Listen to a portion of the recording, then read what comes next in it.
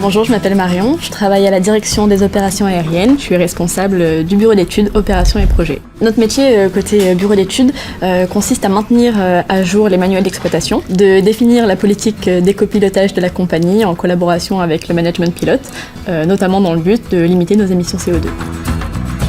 Bonjour, je m'appelle Jim Elliott, je suis commandant de bord à Transavia depuis maintenant 2 ans.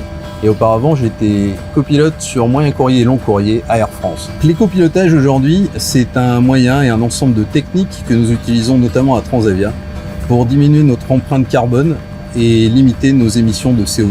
Notamment la descente continue qui nous permet de descendre notre niveau de croisière jusqu'à un palier avant l'atterrissage.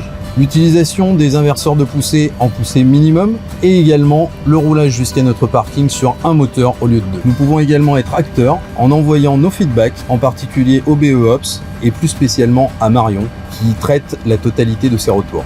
Donc dans le cadre de la recherche et des projets, on se base sur les retours d'expérience des pilotes pour, avec nos partenaires, développer de nouveaux outils.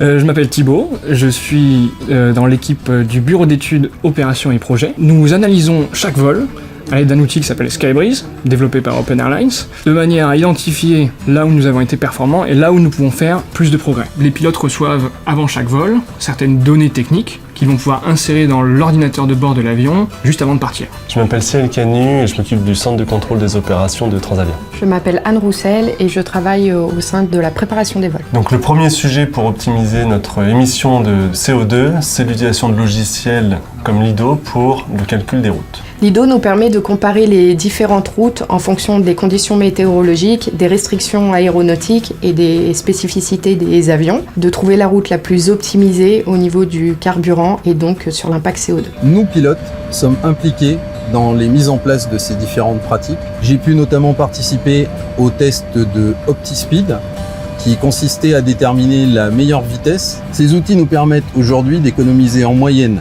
80 kg de carburant par vol, ce qui représente, vu le nombre de vols par an, l'équivalent de 10 000 tonnes de CO2 en moins dans l'atmosphère. Depuis que je suis arrivée il y a 3 ans, j'ai l'impression qu'il y a une réelle prise de conscience collective pour l'ensemble de la compagnie. Il y a 3 ans, la direction des opérations aériennes était un acteur fort dans la mise en place d'outils pour aider à la réduction des émissions CO2. Depuis, l'ensemble des départements est devenu plus proactif et s'est impliqué dans cette même démarche.